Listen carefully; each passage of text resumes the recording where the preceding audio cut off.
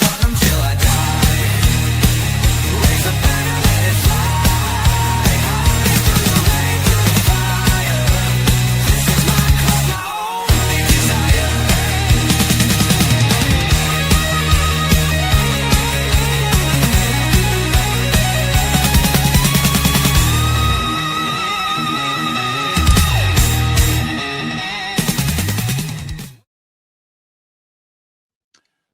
Good afternoon, good morning, good evening, wherever you are. This is a very late after the whistle. Firstly, can I apologise for last night? I left the watch along at the end very abruptly. I'm not going to go into why I just had to. So I apologise to you, to the subscribers, and to the people watching the watch along.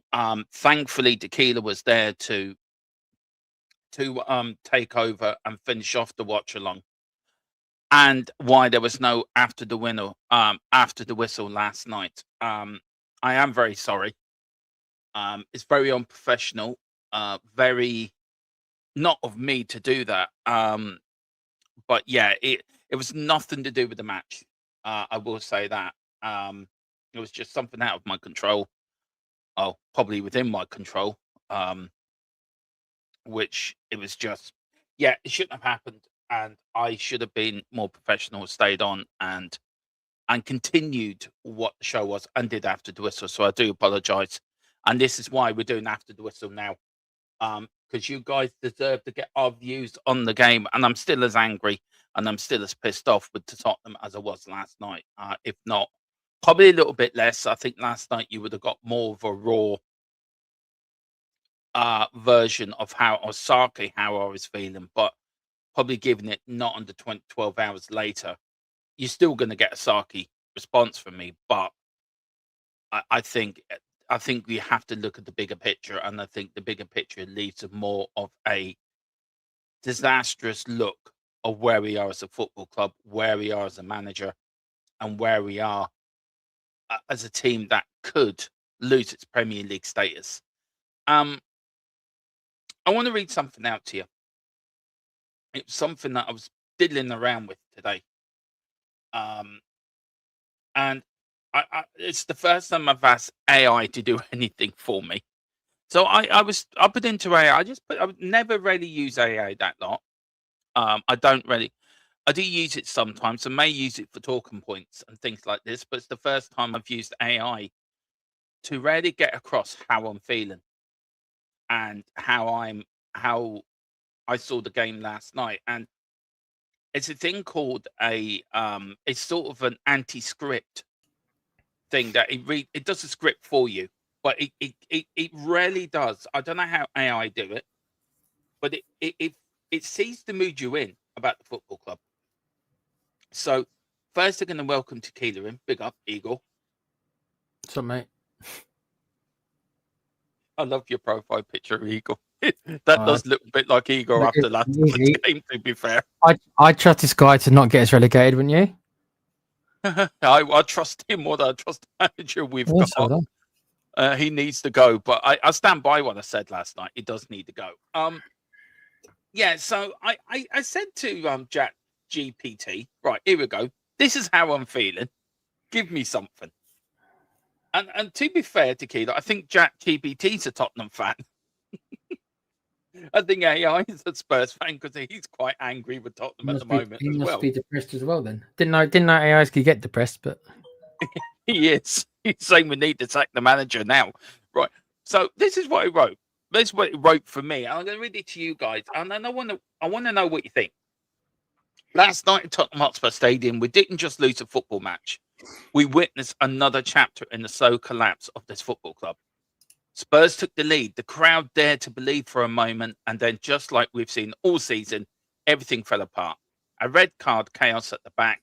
Crystal Palace walk out of North London with 3-1 win, leaving Tottenham staring straight at a relegation fight. This wasn't bad luck. This wasn't one mistake. This was another night that exposed everything wrong with Spurs right now. The mentality, the decision-making, the leadership on and off the pitch. When the pressure came, Tottenham didn't fight. They folded. Now the reality is brutal. This club is hovering just 1 point above relegation zone, with the season slipping away fast. So today we're asking the big questions. What has gone so badly wrong at Tottenham? Who takes responsibility for this mess? And how much worse can it get before something finally changes? You know what? I didn't know Jack GPT was a Spurs fan, but he's just nailed it. Absolutely spot on. Where do you go after last night, Tequila? It was do you know what? Second half was better than the first half. I think one or two players can hold their head up high. I think Archie Gray can. I think Tell, when he came on, tried. There's only a few, isn't there, that could really say, okay, he gave it his all last night. He was fighting. Where do we go? Well, I went to kill zombies. I'm not sure where you went, Dermo. Probably most of us went and got drunk. I think the players went and got drunk as well, Dermo. Yeah, you know where I went last night. You're the only one that actually knows what happened last night, why I disappeared. So yeah, I bet you that the players didn't care at all. They went home to their mansions, to their model girlfriends, to the designer clothes and their posh cars, and didn't care a wink. That is the truth. Yeah. I can see you going home to your model girlfriend. You wouldn't care either, would you? I don't know. I'd like to think. I think I'd like to at least take pride in your performance. I'd like to think at least I would do that, but I don't know. Yeah, if you were a player last night, how would you be feeling today? Now, there's 10 days between us and Liverpool, so if you were the club, would you have the players in today training hard, or would you give them a few days off to get away from the pressures of it? No, they don't get any days off.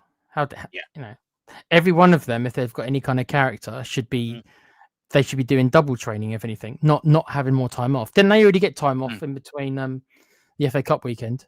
Well, they did, yeah. They got 5. What do they need? Well, they don't need more time off, do they? No, they're meant to be professional athletes.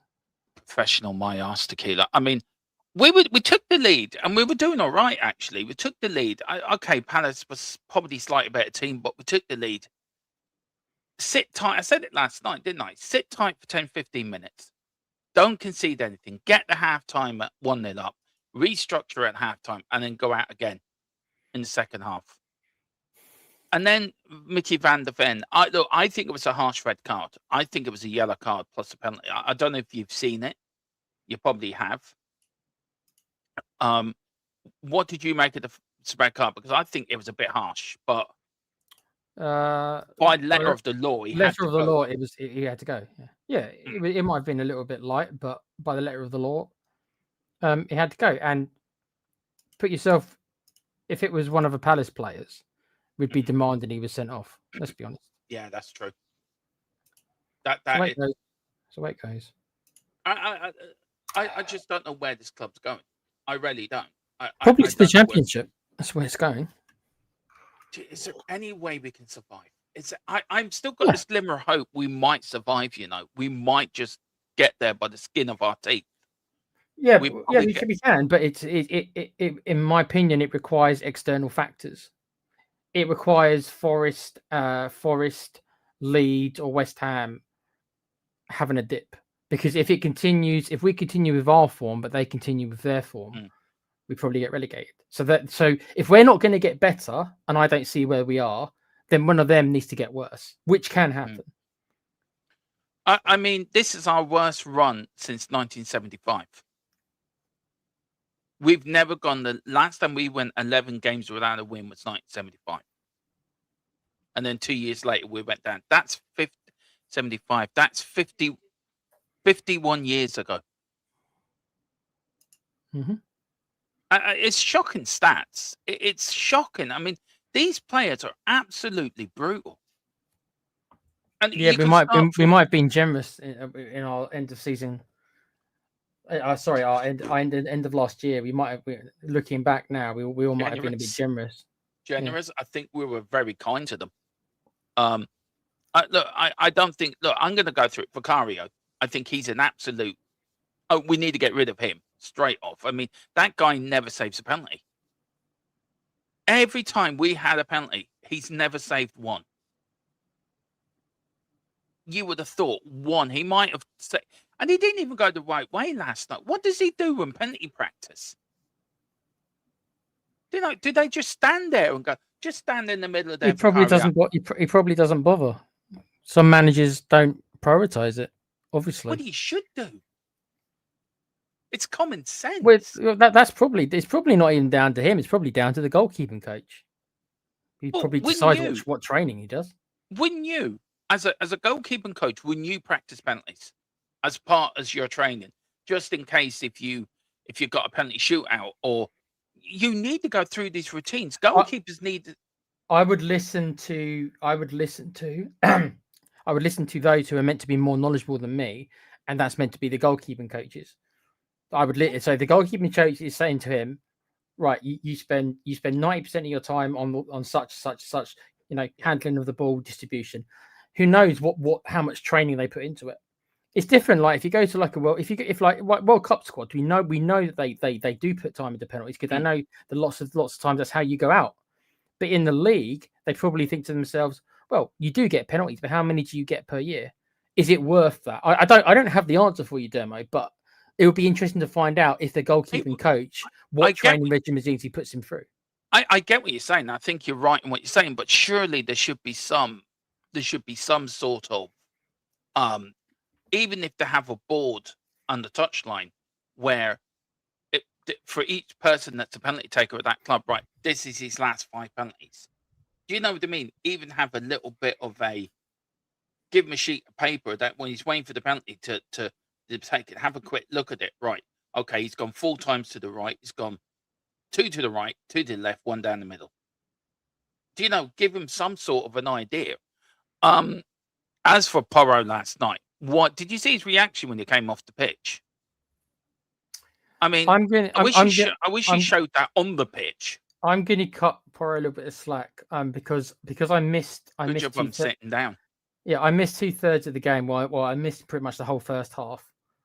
So I didn't actually realise until I could go back and watch more of the highlights. I didn't realise that Igor had put him as a right centre half, Dermo, as the right centre. I can't. When I found that out after the game, I was just like, I mean, screw your 5 at the back. If you haven't, this is exactly what I said. Why we as a club cannot play 5 at the back. Exactly what I said. And this Igor is obviously so stubborn that he has to play his 5 at the back, even though it's blatantly obvious we do not have the personnel due to injuries, due to suspensions. We do not have the personnel to do not play 5 at the back. Why does he do it? Why does he play Porro, who is an attacking wing back? He's not even a defensive-minded wing back. He's an attacking fullback or wing back. What on earth? He's arguably the best passer of the ball. He's also got a decent shot on him as well when he wants. Yeah. Why is he playing as a centre half when he can't defend? And we know that defending is weak. Is his. Why not put Archie? If you had to, Dermo, explain to me why Archie Gray, who was deployed last year, he's got as a centre half. Why is he not at centre half? Didn't he play centre half last season? Under Ange should deploy him as centre half now and again. Yeah. I can't say that he was amazing there, but it's better. At least he's played the position more than Porro. Stuff like that, I just can't. Get it. You say don't blame the manager, but I'm sorry, but something like that is just ridiculous. I mean, look, Colin and Kevin are both Man United fans. How long were they screaming, about Amarim playing 3 at the back? It doesn't work. Rain said that Porro at right centre back makes a lot of sense. How does it make a lot of sense? I don't see. He can't defend. He can't defend. His weakness is defending. Why would you play his positive is attacking. Is an attacking fullback. Is an attacking wing back. It doesn't make sense. I wouldn't trust him as a right centre back. If you're going to do that, then you might as well put Palunia there. David, putting words in my mouth, my friend. I said he's one of the best crossers. That doesn't mean that he's a great crosser. I said he's one of the best crossers. I never said passing, mate. So Don't put words in my mouth, please. Right. What was said? Probably the best. He obviously didn't want to count that. Yeah, he didn't say that, David, to be fair to him. So, do you know what? Just listen to what he's saying. Instead of putting comments in, listen to what the man's saying. Listen to his words. Listen to how he's putting it across. And then make a judgment. But don't say something that he didn't say. Don't worry. That Oh, is I'm not not even that angry. It's just I didn't actually say passing. I said crossing. It's not it's not actually the same. So let's welcome a few people in, Tequila, and then we can get on to the match. Big up to Stephen Cartwright. It's all good, Dermot. I hope you're okay. Where did we go? Where do we go from here? Home. I don't know. I look. I'm always the optimist that we're going to stay up. We won't get relegated. I'm genuinely in fear we're going to get relegated now. Genuinely fearful now, because we're 1 point above a relegation zone. We've got Liverpool next. What happens if Forest and West Ham get results before we play Liverpool? Then we're in the bottom three. Then we lose. Then we lose to Liverpool. Our goal difference has been absolutely dismantled, by the way. We started it with -5, probably one of the best goal differences in the bottom, probably in that bottom four. We're now up to -7. You know, if say Liverpool pump us 3 or 4-0, that can go up to -12, 11. We're in a shit show. Big up Dermot, how are you, fella? I'm all right. Big up to 164 Spurs. Big up to you. Big up to John. No apologies needed, Dermot. I understand. Spurs will rise again. They will do. They will do. And I great believe in that. The cock will rise again. Of course it will. This is only a blip in the cycle of Tottenham. This is only a blip. There'll be better days ahead. Of course, there. Do sub to the pay pouch and do sub to Now Sale Wrestling as well. Do that as well if you can. David Clark, only 3 youngsters played last night, showed any spirit. Van de Ven showed his true character, not the defender Spurs fans think he is. Total with that. I don't agree with that 100%. I'm sorry, David. I don't agree with that, man. Van de Ven has got us out of more holes and showed more character in his little finger than some of these other players. And you cannot just... Is that the first time he's got sent off or the second time he's got sent off for Tottenham? If you're comparing it to Romero. I understand why people are upset with Van de Ven, but you can't just because he was an idiot to do what he did. That's fine, but you can't consistently say he's one of the problems in the team. I think we've got a lot bigger problems than Van de Ven in this team. Column says, I reckon you'll beat Liverpool. Cheers, Colin. Oh, cheers. You've got more optimism. It's just because you hate Liverpool. That's why. If you weren't a Man United fan, you wouldn't be saying that. Yes. Oh, Lord bless him. Big up to Geeks as well. Geeks, I see you tonight, sir. So I look forward to getting you on. And we're also getting on Billy from Change for Tottenham as well, because they put out a statement today as well, Tequila. Something similar to what you were banging on about the other night, by the way. So either Change for Tottenham were listening to you, or somebody from Change for Tottenham is listening to you. I'm sure they weren't listening. Statement near enough to what you were saying the other night. I haven't seen it. I'll send it to you. Bigger evening, gents. Sacking manager only gets you so far. These players are playing well below their level. They couldn't hit. The blame rests with them. Correct through. It's true, isn't it? The board are the biggest problem at the football club. You know that. Igor hasn't got a fucking clue. I said last night in the watch long, the board-headed Italian git needs to go, and I'm stand by that. But where are you going to go? Who are you going to bring in? So we're stuck with the board-headed git to the end of the season now.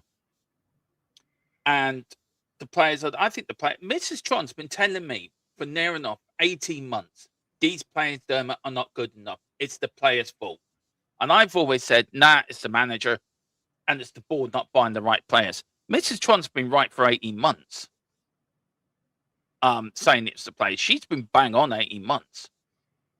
So, have we been sort of to that point, Tequila? Have we been sort of glossing over the players, giving them a bit of parts? Where really and truly, it should be them we should be blaming. From the get go. I don't know, dude. I mean, individually, we all have to look at the mirror. I mean, I'm only going to talk about myself. I'm the one who thought we'd finish 9th. So for me, they're underperforming even to me. But I've already valued him pretty low. So none of us probably really thought we'd be where we are. But I don't know who did.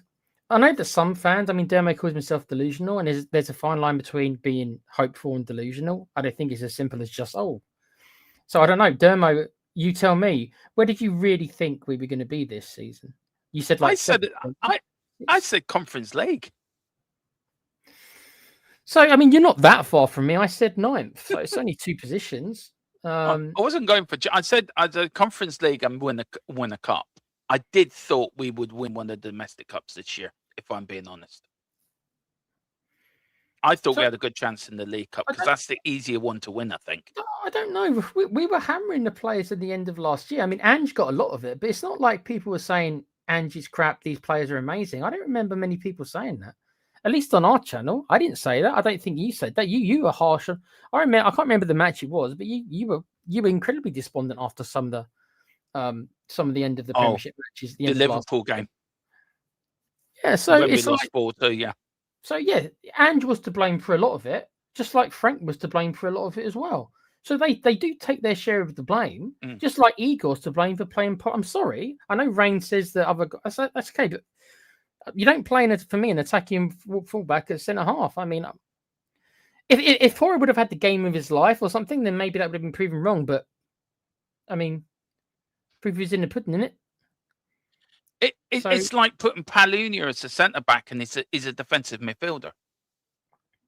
It's once again, it's square pegs in round holes. Why can't we just have a sensible manager who plays players in their preferred position? I don't understand it. Sometimes they say that football can be a very simple game, and I think Dermo, the interim manager we needed, you already know who I wanted. I'm not even going to repeat it, but we need somebody who's going to keep it simple. Somebody who's going to keep it simple and give these players confidence. That's all that I thought needed. If the confidence would have been enough, and we would have gotten enough points. We might not have won all these games. I never expected us to, but now it doesn't even look like we're going to get 3 wins. I don't even know if we're going to get another win. I've tried to see if I can scrape 4 or 5 draws and see if that's enough. I did a whole prediction just in my spare time today. I've got us at 34 points. That's with like 5 draws. I ain't got us winning another game. And I still think there's a small chance we stay up, but it's not big. Look, we do need to beat Leeds and Forest. Forest is the one we really need to win. I think Forest. If we lose to Forest, then that's it. I think that's final nail in the coffin there. And if we're in the bottom 3 by them, and we well could be, and we lose to Forest, I think that's it. We're gone. Because I don't want to see us relegated again, nor do you. Nor does anyone in this chat want to see us go down to the Championship. I don't want these. I don't want to be going to Millwall or Wrexham or Lincoln City. I don't know who's in the Championship, to be fair. But we might be playing some of them next season. And I don't have confidence this squad. Yeah, I better start doing my research and getting all the logos ready. But I don't think this squad has the balls to get out of that league either. That's 2 games a week, 46 games. And extending the playoffs, I think, from next season as well. We might scrape into the playoffs. I don't think we're going straight back up. Especially if all our good players leave. If Kudos leaves, Simmons leaves. I think So basically, we have to, in order to go up next season, we have to go through the playoff, which is like going through a cup competition, a mini cup competition. Wow. Can you see us winning the Championship next season if we get relegated? A lot will depend. A lot will depend on the players that go, but it's a very hard league to get out of. Yeah, and also the biggest thing last night was the stadium was nearly half empty last night, or good sections of it was emptied. The fans are staying away as well, in their droves. And people are disagreeing in the chat about Poro. Rain said that he could explain it, and then Sonny is agreeing with me, saying should have been great. How about we just don't play 5 at the back? How about that one? Yeah. I know. You know, how about you just don't do that? I agree. I agree. Just play 4 at the back. We don't have the centre halves to play at 5 at the back, in my Yeah. opinion. Everyone the sees it players have differently, but Mm. but my point is that, like, I understand Reigns obviously got a philosophy for it, right, and that's fair enough. But why do we should we be making it more complicated? Surely be foolish for these dumbass players, which is what they are. You need to make it as simple as possible. Mm-hmm. I mean, I think see, Sonny says here, and I think he's right. We didn't start Xavi last night. We didn't start Richie. I think that was the biggest mistake. And playing Porro right centre back.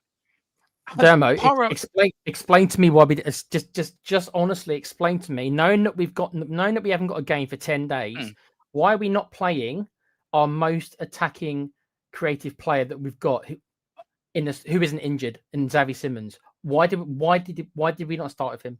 I just want an explanation. I don't know. I would have started Richie last night. Why did I'm we not start? I'm with not that? Richie's biggest fan, so I won't hype on that one because I don't think I think Solanke's probably slightly better, but No, for the life of me, Dermo, we haven't got any attacking midfielders other than I Xavi. would have started with Xavi last night. I don't get it. It was like we were like playing under Thomas Frank. It seemed to me during that first half that we were defending. We were playing counter-attacking football. We were just defending. There seemed to be 7 at the back, no accountability going forward. And Morani, please, for the love of God, can he not just go back to where he came from? He's brutal. He couldn't kick a cow up the arse. He runs around like a headless chicken, trying to get away from Burden Matthews on Christmas Eve, a turkey, because he knows if he gets caught, it's going to be on somebody's table for Christmas Day. At least Richie up front, he may not be the greatest striker in the world, but at least he gives you something. At least he shows a little bit of fight. At least he shows a little bit of determination. Put his body where it hurts. People seem to forget he was one of the reasons why Everton stayed up under Frank Lampard. He was one of the players why they stayed up. So if you're down there, use the players that've got experience being in a relegation battle. Lean on him. He may not be he may not get you 20, 25 goals a season, but one thing you get from Richie, he works hard, he will put himself about, and he will put himself where he's going to get hurt. Morani doesn't. Solanke last night, yeah, he scored a goal, but he's not your striker that's going to be up there in the 6-yard box ready to jump on anything. And again, we have another manager. Let's play defensive football. I am sick to death of defensive football. We are to dare is to do. We're not to dare is to defend. And get it right. Put the players in the right positions. Don't try to experiment when you're in a relegation battle. That a system that doesn't fucking work. 3 at the back or 5 at the back does not work. We haven't got the players for it. We don't have the ability for it. 4 at the back, 3 in midfield, 3 up front. Simple. Well, David's put here the reason why you don't start Xavi Simons is because of the formation, right? Because we haven't got the extra midfield. But then don't play 5 at the back. Don't play 5 at the back. We haven't got the centre half to play at 5 at the back. And if 5 at the back means we can't play Simons, the most creative player we've got left, because all the others are injured, then don't play 5 at the back. But he does anyway. So I just don't get it. Why? I just don't get why. Football's a simple game. You put people in the right positions. It's like I worked in construction all my life. I'm not going to ask a bricklayer to go and dig a foundation out for me or drive a machine to dig a foundation because he won't have a clue how to A, drive a digger, or B, how to dig out a foundation. And it's like me, a plasterer going to say to me, right, go and plaster that sitting room for me. A, I don't know how to make plaster up. And B, I wouldn't know the first thing about plastering. So we're asking players, because you're a defender, you can play right centre back. Has Porro in his whole career, and maybe somebody might correct me on this, maybe you can find out, Tequila, has ever played in a right centre back in the back 3? He's never played there once for Tottenham. He's always either been a right back or a right wing back. That is his position. And if you're going to say, right, if you're going to play 3 at the back, where you have played Palunia there, Archie Gray has played there last season on the ranch, then you do it. Do you know, Dragonson's injured again. Then you play 2 at the back, 2 wing backs or 2 full backs. You play 3 in midfield and 3 up front. You put Palunia in front of the back 4 as that protection. You play whoever you play, Gray and Gallagher, whoever in the midfield. And then you play Xavi either on the left, you play Xavi on the right, you play Richie on the left, and you play Slanky up front. Richie is a left winger. He played there for Everton. That was his position. He either plays up front or on the left side of the front 3. Play the players where they're supposed to play instead of trying to experiment with a formation that doesn't fucking work. And then what do? It creates unbalance within the team. Like last night, and the only reason he actually played right centre back, by the way, is because Van der Ven got sent off. He didn't start there as a right centre back, but he went back there to play right centre back. Well, put Palunia in the right centre back role then, if you're gonna change your formation. Then keep Porro as a right wing back and put Archie Gray, who's actually played the position. Exactly. I agree with that. Look, I'm not a technical genius. I never said I was. Neither am I. Demo probably isn't either, right? So you'd think that Tudor, who should be much more of a tactical genius, so obviously he was going for something, but obviously it backfired miserably. Yeah, that's true. I mean, Beyond 72 says Man City went down. Look at them since. Yeah, that's true, but they have cheated. Yeah, it's difficult to use them as an example. But I'm absolutely despising the. I don't know what. I don't even think it was a sending off last night, Van der Ven. I think it was very harsh. And I said to you, didn't I, Killer? If you look back at it, he's got Sousa on the one side, right? You've got Vicario coming out. Then how is that depriving him as a goal scoring opportunity when you've got a defender ready to cut in? I think this is. And then VAR has to look at it. Once the decision's made this decision, if you give him a yellow card, I think then it might have been reviewed. But because he sent him off, I don't think VAR can review that. I think once he's gone, he's gone. I just find it so. I don't agree. Yeah, I don't agree with people piling on him. I mean, he should have been more careful. I think that's fair to say. Yeah, he did panic. Yeah, he did. I agree with you, Wayne. But a pile on, no, it's unfair to pile on because he has been one of our better players. And we as fans do have short memories. It wasn't that long ago that he was being branded in as our best player and as our saviour. We all remember the goal we scored in the Champions League, which was this. It doesn't feel like that was this season, but it bloody well was this season when he beats all those players and scores. So we do have short memories, but then again, I'll defend that and saying we've been through absolute misery in the last 3 months. You can say the last 2 years, but in particular, the last 3 months has been absolute. 2026, Dermo, has been absolute misery. Yeah, as a Spurs fan. This has been going on for 18 months. This has been building for 18 years, months. But yeah, it's been building and building and building. I don't know where we're going from here. I really don't, because I think the manager has to take. We're supposed to get a manager bounce from this dude. No such thing as a manager bounce. No such thing. Then that does answer the question: have the players checked out already? Are they now ignoring this manager? They ignored Thomas Frank. So are they now is there such an arrogance within the squad, or an arrogance? And somebody said it the other day. It only takes 2 bad apples to ruin a dressing room. I mean, he was already losing his head within the first 30 seconds, 40 minutes of the game. I think Papa Sarr put a ball out for a throw-in, and he was on the touchline flaying his arms about, shouting at people. I mean, this man hasn't got a fucking clue. I was baffled. And yeah, we can't sack him. I was baffled that we've got him, Demo. You know I was. So, I mean... he was recommended by Paratici. Paratici wanted him in back. Yeah, the Paratici, the man who's not here anymore. Maybe it was a Trojan horse. I just think this board has not got a clue. It hasn't got a Scooby.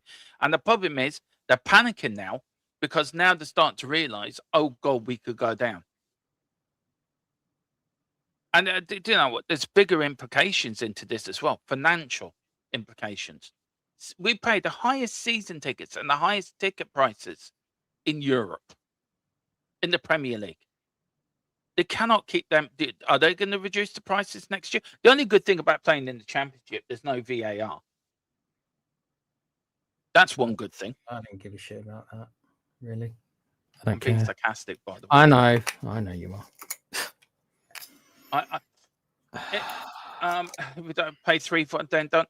But then, why did they hire Tudor then? That is the bigger question. Why did they hire him? It's not like he's come with a great CV, by the way.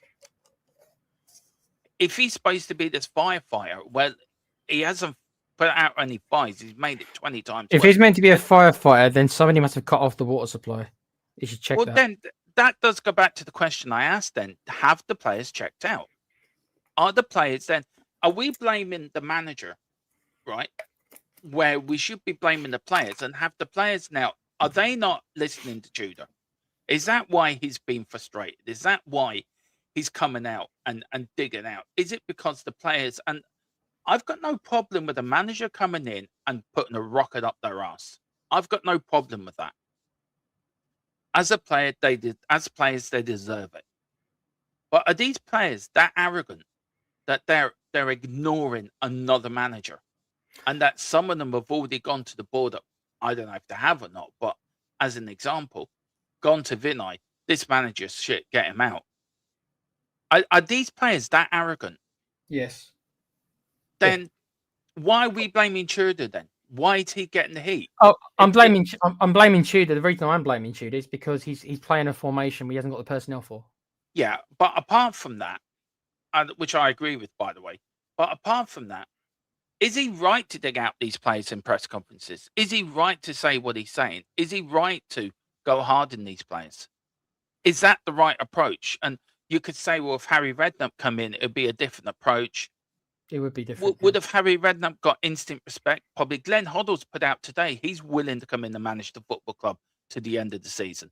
Now, if Glenn Hoddle came in, he will get instant respect straight away. But I actually would say no to Hoddle. Not I would, because I think he's another guy who can get players' backs up. Someone like Harry Redknapp, he becomes your player's best friend. A little bit like, if these players only react to Ange, and I question that, right? Then they've been given Thomas Frank, who obviously didn't impress them, and Tudor, who obviously doesn't impress them. They don't like these, they obviously like their charismatic leaders, right? And Ange, as much as I don't think he was a particularly good football coach, was a charismatic gentleman. Harry Redknapp players on the side, didn't he? Harry Redknapp is a charismatic gentleman who can also become the players' best mates. If that's what's required, then that is the route we should have gone down. I just don't think we needed it. I don't think these players needed a military structure, Dermo, which is what I feel we've got. We've just got a military structure like Conte was. Yeah. He hasn't got the gravitas that Conte has, or the tactical knowledge, in my opinion, that Conte has. So he's like a bootleg Conte. I would take Glenn Hoddle tomorrow. I'm telling you now. I'm putting it out there now. Not in this situation where not just for a 10-game period. I tell you what Glenn Hoddle brings, right? Two things he brings. A, he's going to bring instant respect from some of these players. B, I think between him and Harry, right, they would get the fans on board. Glenn Hoddle would definitely, because he's a club legend. So he would definitely get the fans on board, and Harry would as well.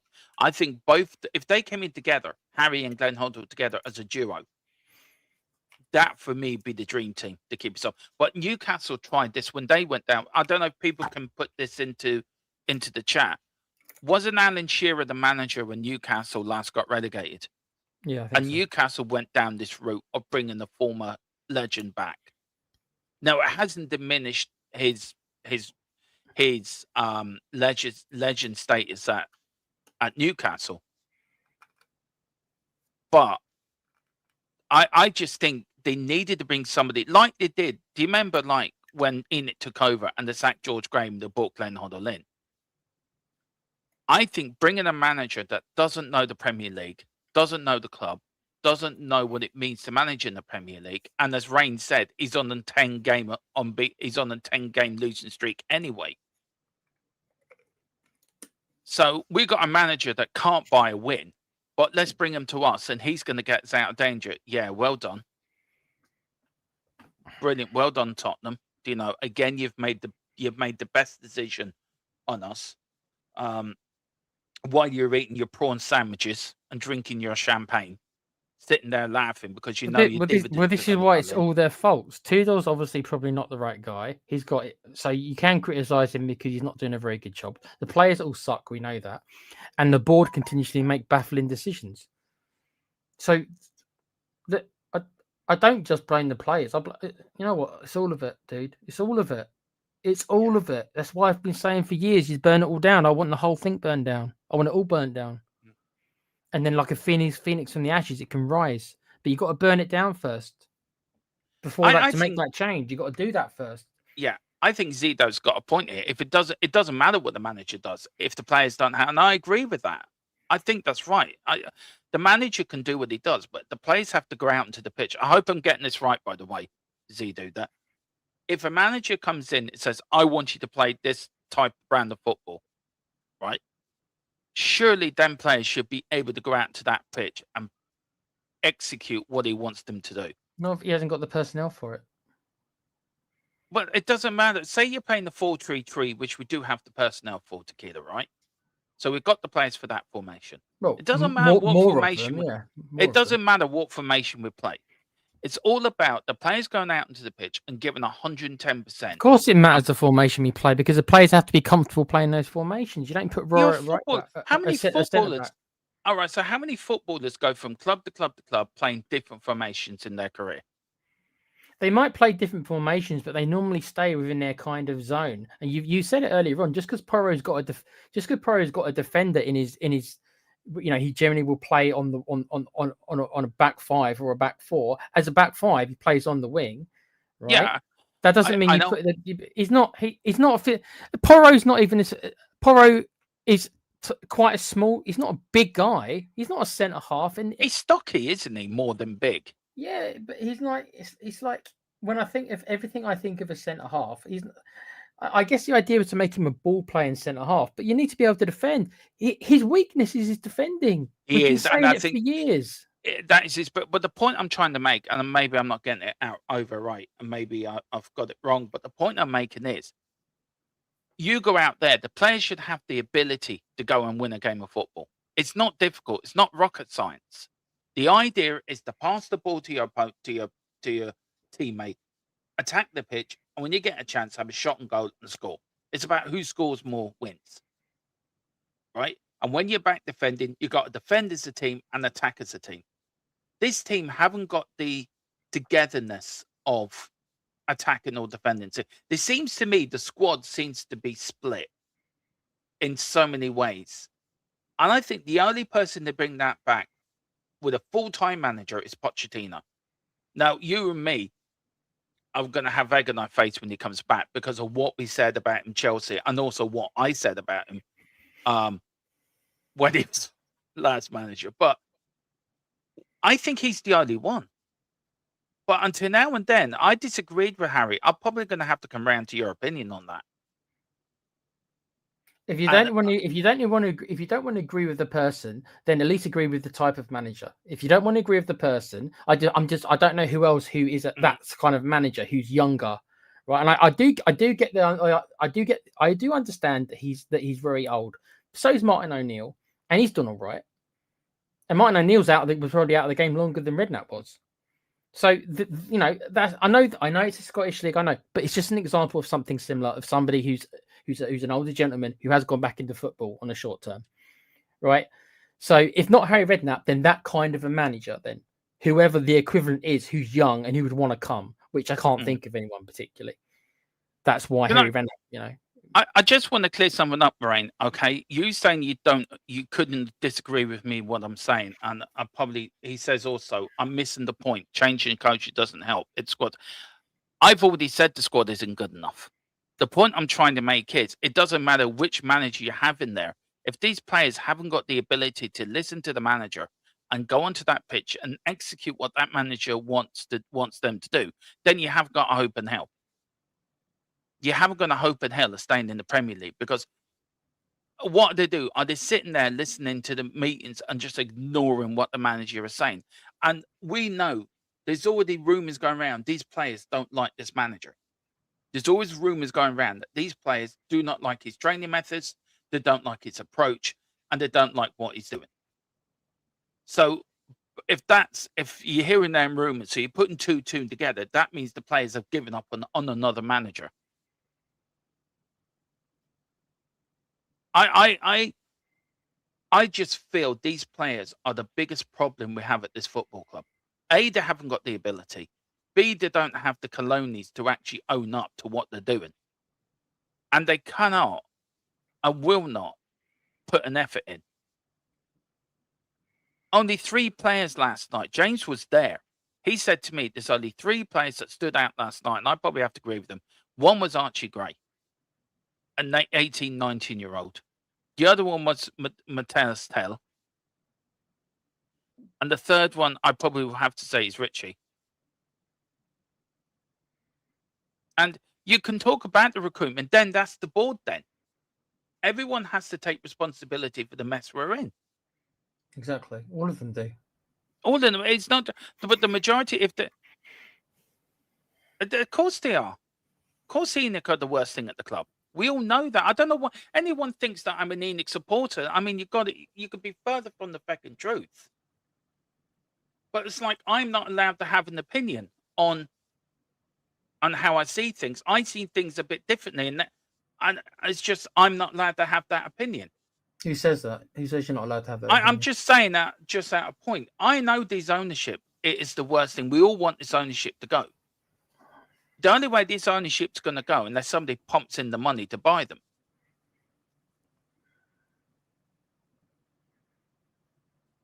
You know, I've been supporting Tottenham for over 40 years, and I've seen a lot. I've seen a lot worse than this. I've seen this nearly go out. I mean, this is bad, but seeing this nearly go and getting extinct, I think it's the worst time I've been as a football club and supporting this club. Enoch are the worst thing to ever happen to this football club. They're the cancer that is killing this club. And if you to make this club better again, you got to start at the top and work your way down. That means getting rid of this ownership.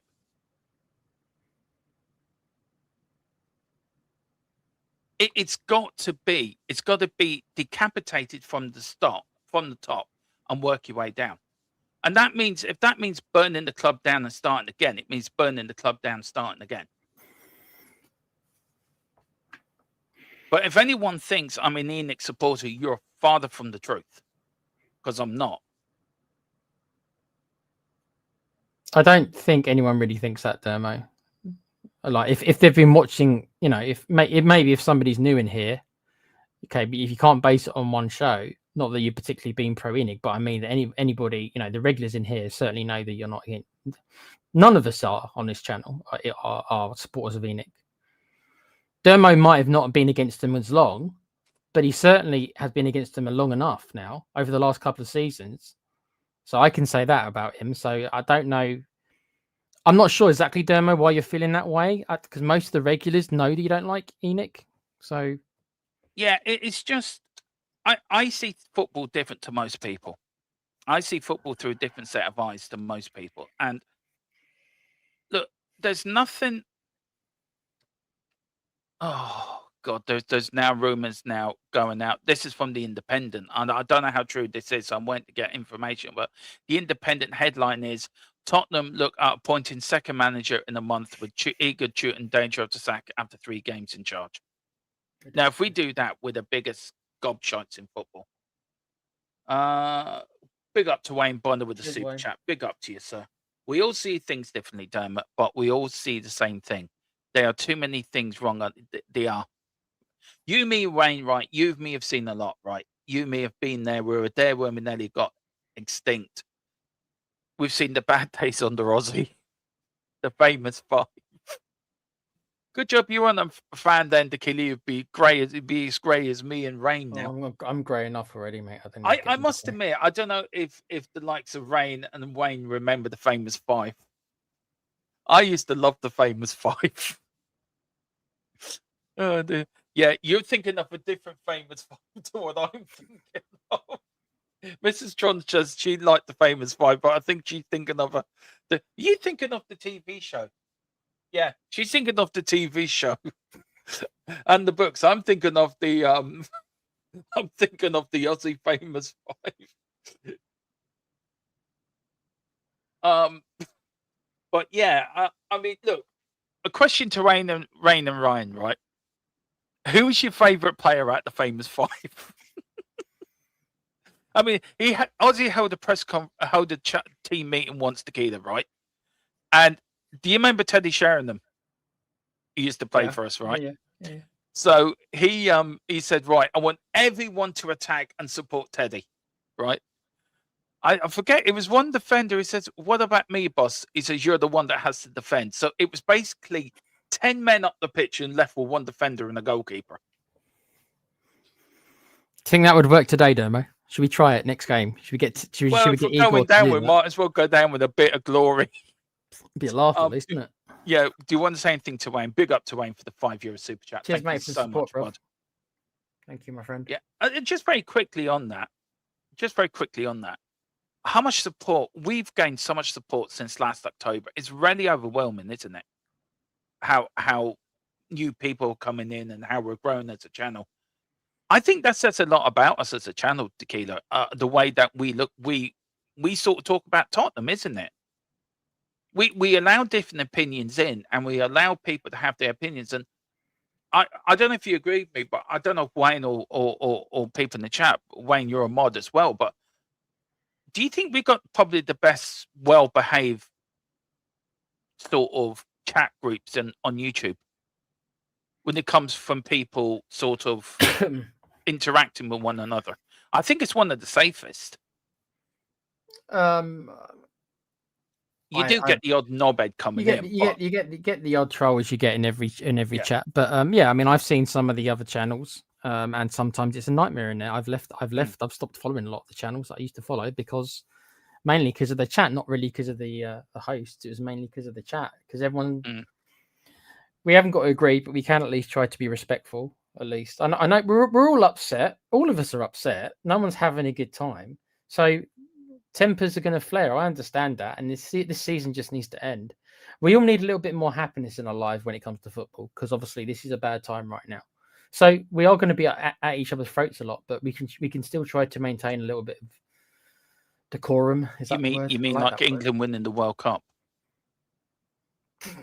Joking, like you tell me. Scotland have got more. See, I'm trying to cheer you up. England winning the World Cup. Yeah. Rain says yes. We'll absolutely have to say, and I mean, that means a lot to us, doesn't it? To have that sort of people can come in and have their say, and I that's what we've tried to build here. And I've been watching a lot of other channels just dipping in and out. God, there's some toxicity between some of them. It does make you wonder, doesn't it? Wayne says Klinsmann and Pospescu was superb. Dimidescu wasn't good. Was good, but not what. No, he was never good fit. No, I know what you mean. He was good, but wasn't a good fit. No, he wasn't. I like Popescu. I thought Popescu was brilliant when he came. He sat in the middle of that. He sat in the number 6 run, and boy, did he dominate that run. That's for Jurgen Klinsmann. Well, I nearly fell off my chair at work when I read in the paper. And that's how we got our information back in them days, from the newspaper. It was either back at the Sun or the Mirror. There was no such thing as Sky TV or you may have got it on teletext. If something broke, you'd be going on teletext, right? What's the latest? And refreshing teletext. I remember doing this long before Soccer Saturday came out. I remember having teletext on when I was a kid, watching the goals coming in. Back in the day. I mean, I do remember. I remember teletext. Just about. Yeah. Wayne said, "Yep, to Carl Simpson leads us down the path into one of those streams."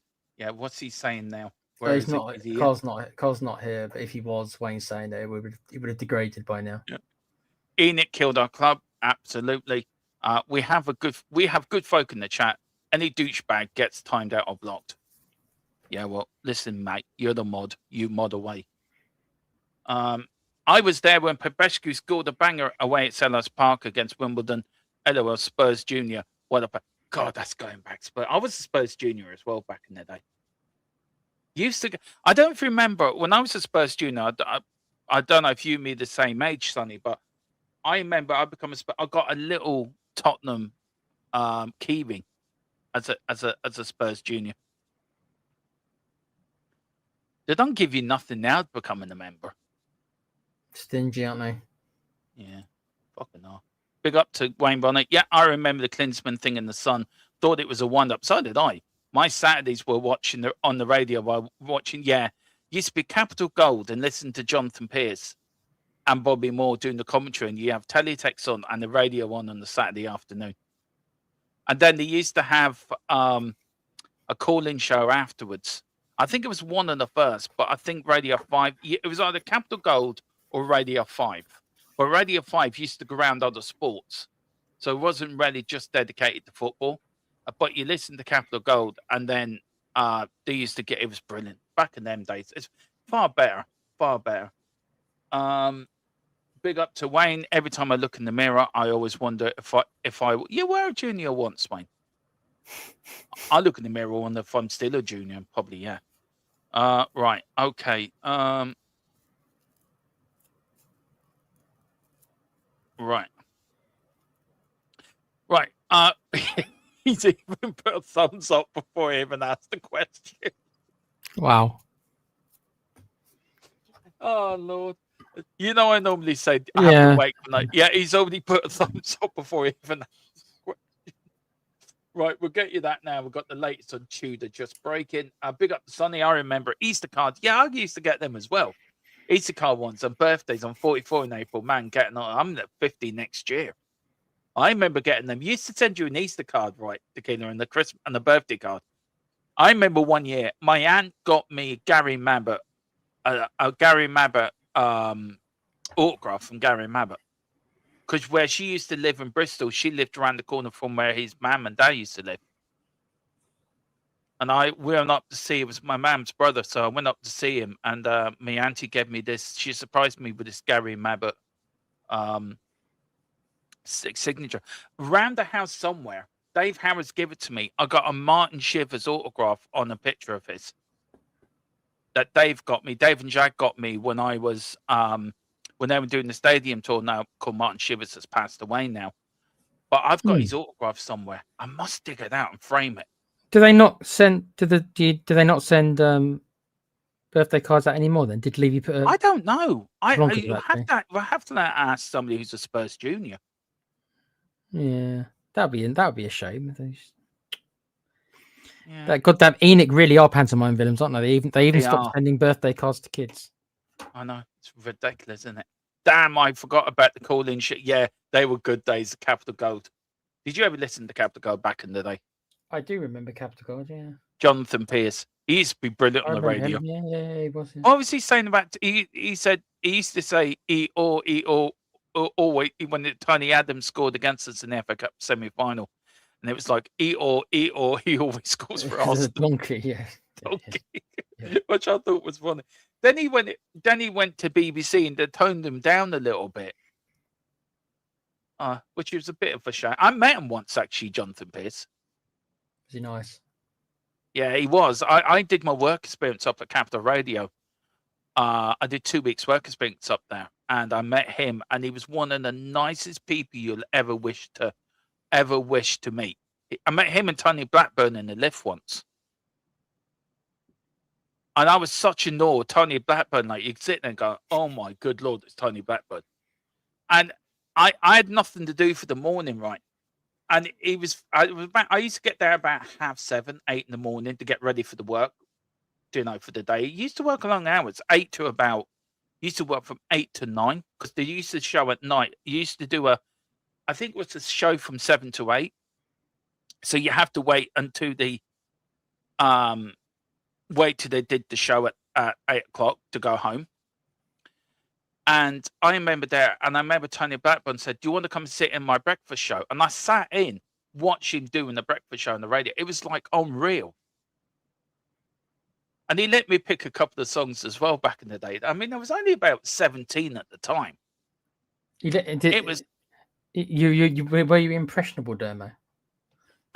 Look, I've always wanted to be a sports reporter. That was the job I always wanted to do. I always wanted to be a football reporter. And probably this is the nearest thing I get to what I've always wanted to do. That's why I enjoy doing this content creating so much, because it's always something I wanted to do. I wanted to be a football commentator and a sports reporter. And doing that just whetted my appetite. And of course, I was working in the building, so I concentrated on that and took over the family business and so on and so on. But my dream job was to be a sports reporter, and that's why I love doing this so much, because it's something I've always wanted to do. So this is the nearest thing I could get to doing what I've always wanted to do. And I had one job to do, and I always remember it, never forget it. Do you remember Irene Jury back in the day?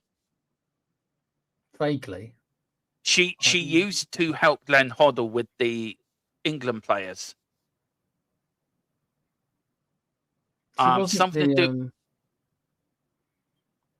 She wasn't.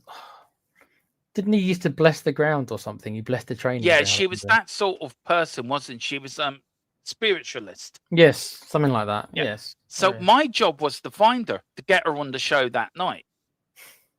And that was my job for the whole day. I had nothing else to do. They gave me a telephone. They gave me a load of numbers to ring. I'll never forget it, right? And a telephone book.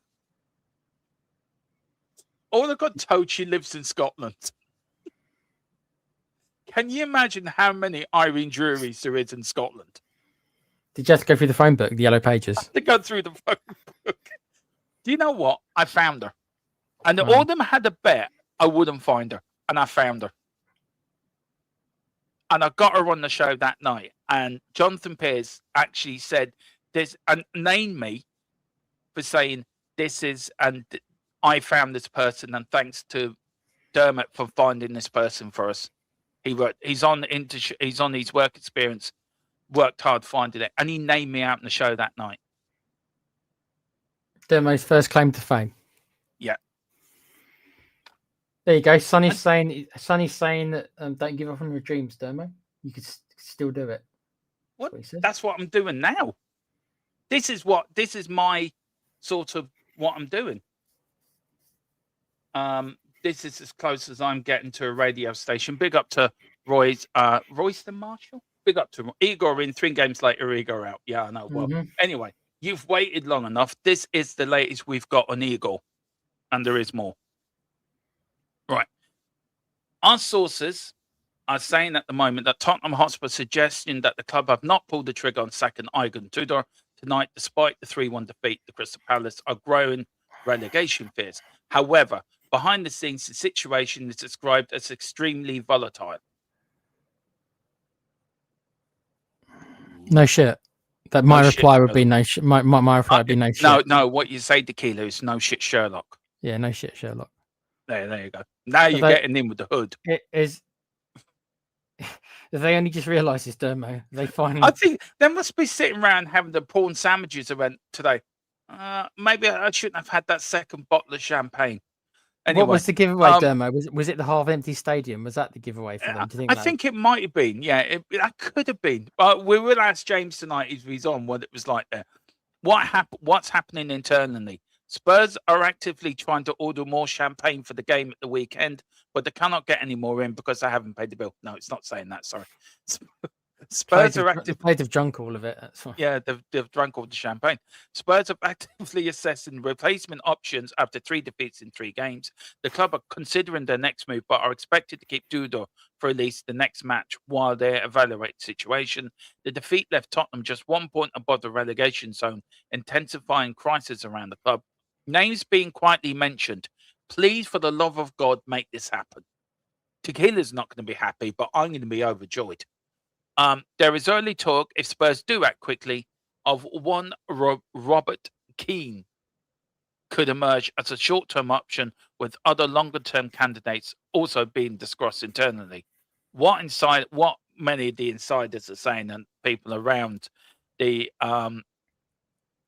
what they're saying, the board priority right now is avoiding a panic decision unless they have a replacement ready.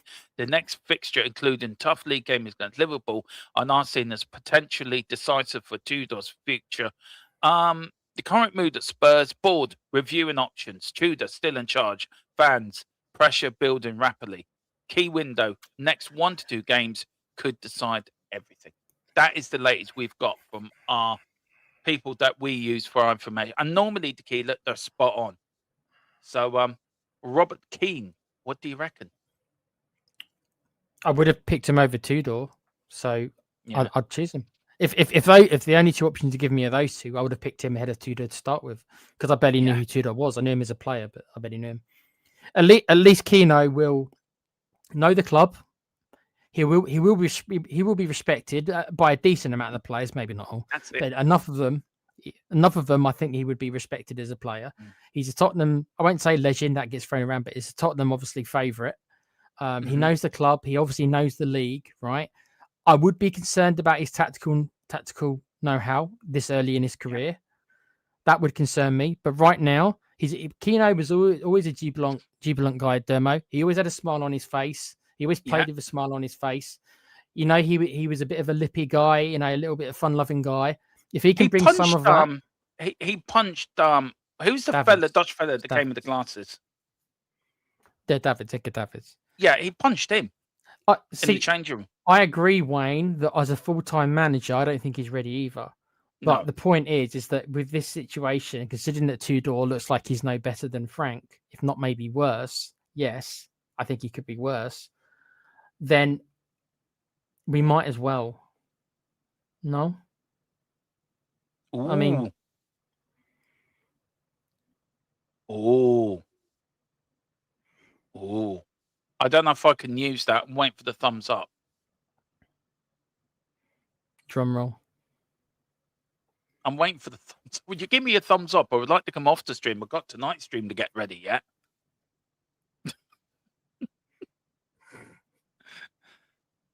Hang on. Where is it? I agree with you, Wayne. He's not ready. I do understand, but on a permanent basis, I think it would be a gamble. But I mean...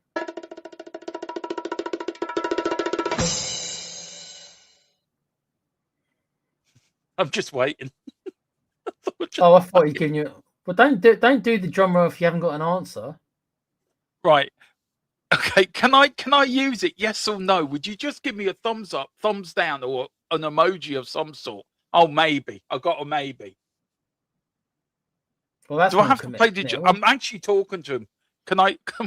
maybe or maybe not? Can I... If I play the drum...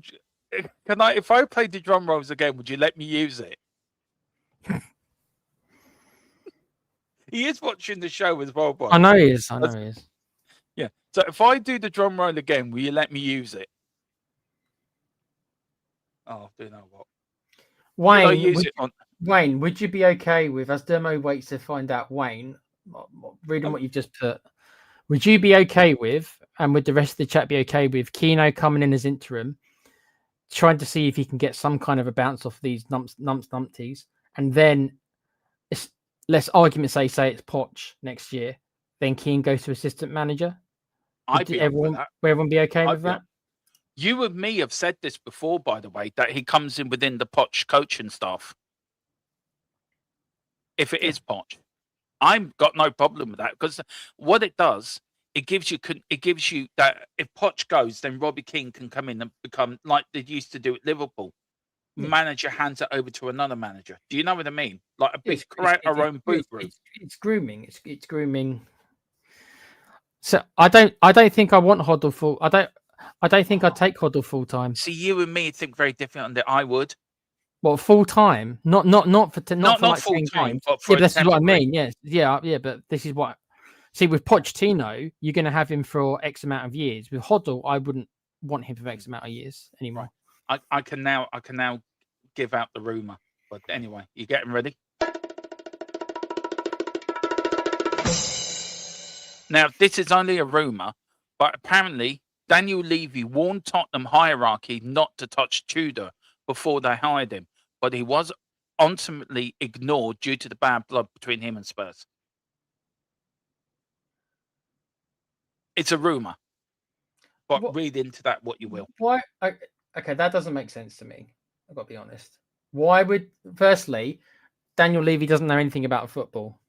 We know that he doesn't. So why would he have a say in it? And two, Well, isn't Paratici was his boy, and Paratici recommended Tudor. So I'm only reading out what's been given. oh, to I'm me. not saying it's you. I'm just saying the rumor. That rumor I doesn't get make it. sense to me. I get that. I mean, if Daniel did what, he's still on the board, by the way. People seem to forget that he is still on the board, not as active. He's not actively on the board, but he is on the board. But if that is true, if he did warn them and they say, look, this is my advice, I wouldn't touch Tudor. I would go for somebody else. I would go for you would think if Levy was in charge, would he have brought in Harry Redknapp back in?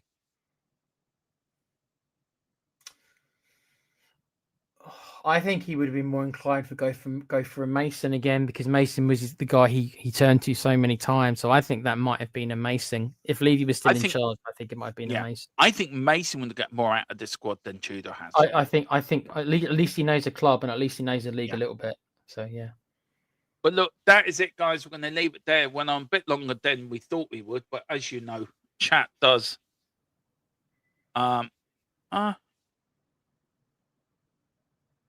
Paratici works for Spurs, not Levy. He was given a small window to find a cheap. Oh, okay. Then does that mean this decision was in the making in January then, when Paratici was still at the football club? Maybe it's something we can talk tonight about, Tequila. I'm getting a bit more information, but maybe that's something we can talk tonight. Yes, we are back at 8 o'clock tonight, guys. So do join me in the gang as we talk more about this and what's going to happen. And we've got Billy from Change for Tottenham coming on as well. So I'm looking forward to talk to Billy, see what their plans are, and talk about the latest statement Change for Tottenham have put out. Tequila, where can people find you? Oh, you can find me on the Play Pouch Gaming channel. We've got a busy night tonight. Com is doing a Resident Evil stream at 7 till 10, and then I'll be doing a stream at 10 till 12 probably, and I'll be doing State of Decay. So you got 2 streams after each other if you guys are bored tonight. And I'm also on the No Sell Wrestling channel, which we do shows every Wednesday about, well, wrestling, obviously. I'll post the links in the chat very quickly if I can find them. Mm-hmm. Cheers, Demo. No problem. Yes, we are back on at 8 tonight. There will be a gaming stream going up on Old Man's Gaming over the weekend.